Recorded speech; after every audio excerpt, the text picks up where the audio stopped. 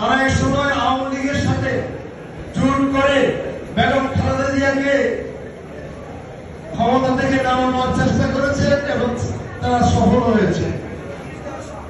এবং সেই জামাত ইসলামের কি দশা হয়েছে, আওয়ামী লীগ কি করেছে, সেটা আপনারা সবাই দেখেছেন, আমরা দেখেছি। এখন আবার নতুন করে আবার তারা দেশে দাঁড়াচ্ছে কাছে বিভিন্ন জায়গায় বক্তব্য দিচ্ছে বিএনপির বিরুদ্ধে। কিন্তু আপনারা কি লক্ষ্য করেছেন তাদের সম্মেলন হয়েছে, আমাদের মহাসচিবকে বা বিএনপির পক্ষ থেকে কাকে দাওয়াত করা হয়নি? তাতে কি হয়েছে?